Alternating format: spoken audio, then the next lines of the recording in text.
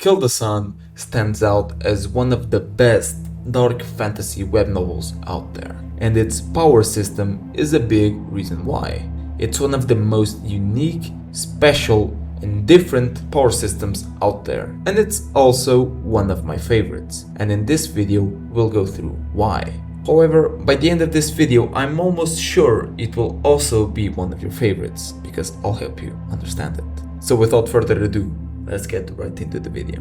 At the heart of this world's power system, or magic if it can be called that, is a mysterious energy known as Prephyx, an invisible, all-permeating force in the atmosphere. Prephyx you see is the basis for everything. It's energy but not really that useful. It's brimming with raw potential but humans can't access it. And for reasons embedded in the world's fundamental laws, only Specters can convert Prephyx into something usable.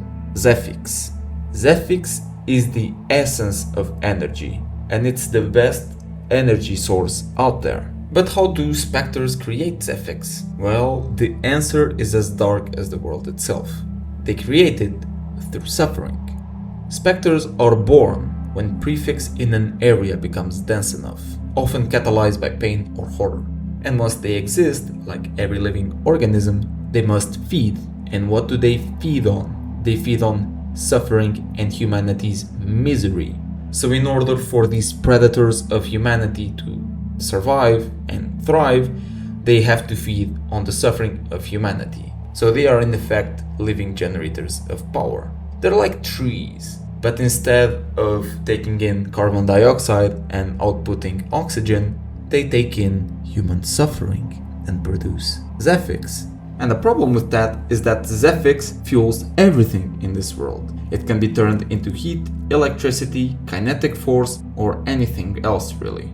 Do you see how dark that system is? So the monsters themselves actively cause terror, pain, and despair in order to generate the energy they crave. For humans, however, Zephyx is both a curse and a lifeline. They can't produce it themselves, yet their entire population depends on it.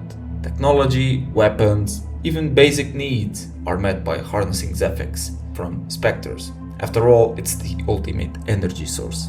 So how does an individual actually harness a Specter's power? Well, this is where Kill the Sun truly breaks from typical progression fantasy conventions. Here there's no simple kill monster, gain XP routine. Instead, killing a Specter outright is a waste. It might release a burst of energy into the atmosphere, but unless properly handled, it's useless. Instead, what makes this system so unique is an Extractor, or man, must capture and subjugate the Specter and perform a perilous ritual of sorts to draw out a portion of its essence in a controlled way. Crucially, this process requires fulfilling specific conditions unique to that Specter. In other words, to make a Specter comply and yield its power, one must play by the Specter's rules. Rules that often reflect some suffering, of course. Basically, in this system, you can't kill a monster, absorb its essence, and become stronger. Also, it's worth noting that to farm Zephyx, you have to capture a Specter that is stronger than you in order for you to grow. You can't use Specters at your stage. Taming and capturing a Specter is no easy feat. Specters feel no human emotion and simply cannot be befriended. However, they can be negotiated with, because they are emotionless but they are deeply rational, and they prioritize their survival on top of everything else. So if there's no way out for them except death, they will negotiate with you. They will comply. And to work with the Specter, an Extractor must effectively survive a trial of trauma or fear tailored to that Specter's nature. Each Specter embodies something different, something terrifying, and it will only generate Zephyx for the human if a certain trigger condition is met during their interaction, which always involves suffering. Maybe it could make you experience profound fear, nightmares. You would have to cut yourself, experience drowning, being burned alive. You know the gist. After the Specter makes you suffer, it will release a bit of Specter. And that's how humans in this world get stronger. They have to work with the Specter in the containment cage every day. They have to torture themselves every day for a scramble of power. To clarify this process, let's break down the typical steps the Extractor has to go through in gaining power. First, the Spectre must be found and subdued.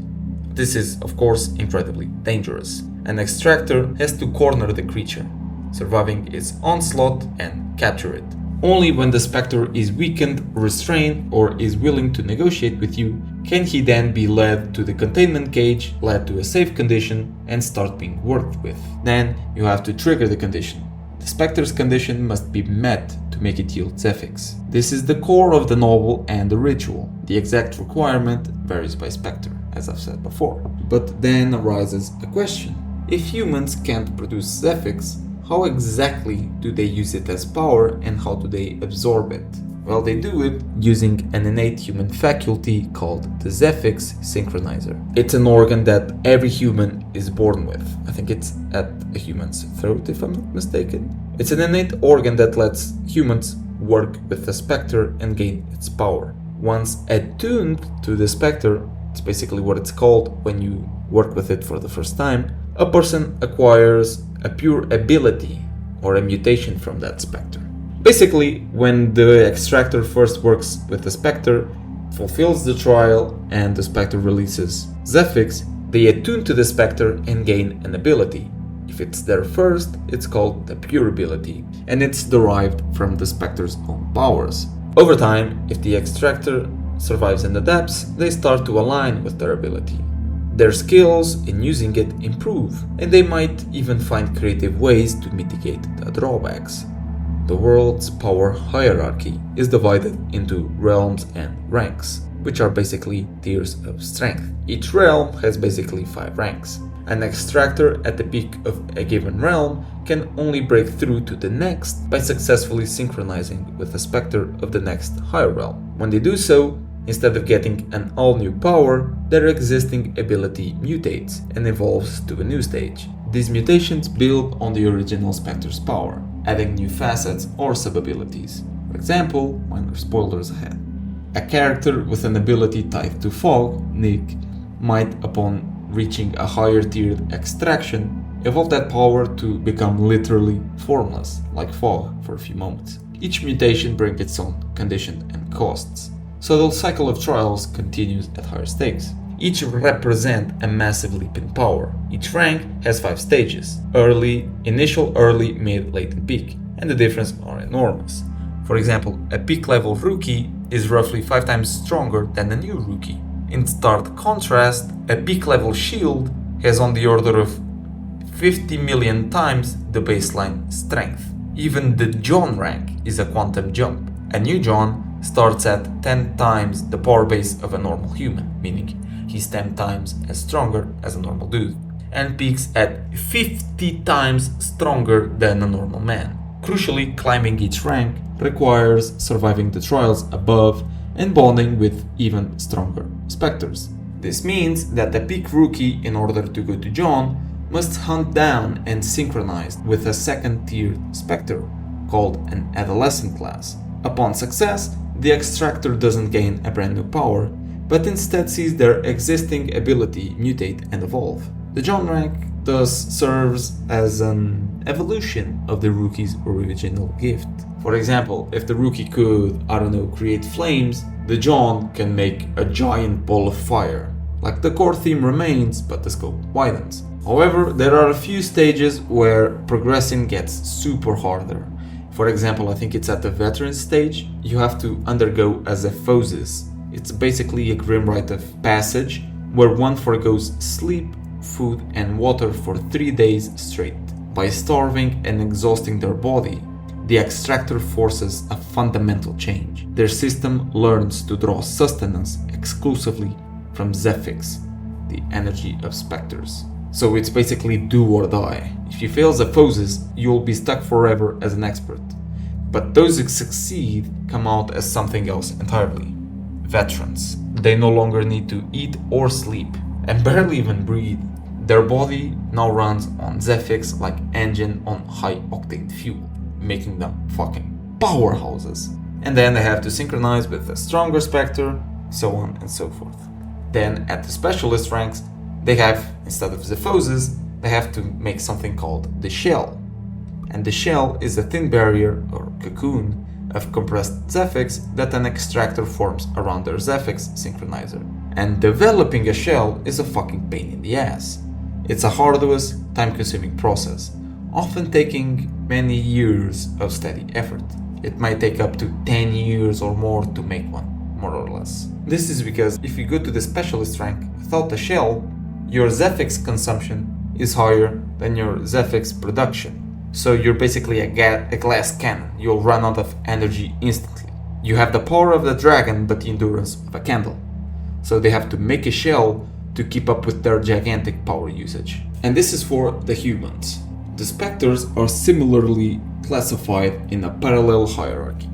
Young Specters begin as hatchlings, then become adolescents, then adults, elders, and then fanatic, demon, fallen, adversary, and then finally eternal. And like the humans, each higher rank grants them vastly greater capacity to produce Zephyx, stronger base power, and new abilities. Eternals are basically godlike. No human can fight an Eternal at the moment. By having both systems, it creates a very cool dynamic in the story. The story creates endless tension. Every human rank up means venturing into a new class of monsters. Ultimately, Kill the Sun's power system is defined by its cost. Every level gained costs something dear.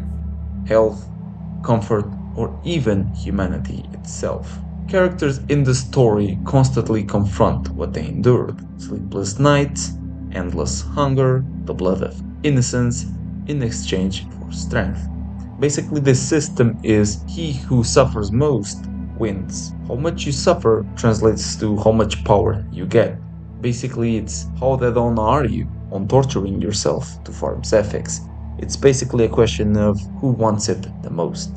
And that's what makes it so interesting. And the thing I love about this power system is that it complements the novel so well, because it's very dark and the novel keeps hammering home that the only true escape is to do the impossible, to free humanity from the sun. But that's a haunting idea, and it reinforces the core theme. Power always remains sacrifice. It's basically the novel's idea of humanity having no hope but still refusing to perish. And that's why it's one of my favorites.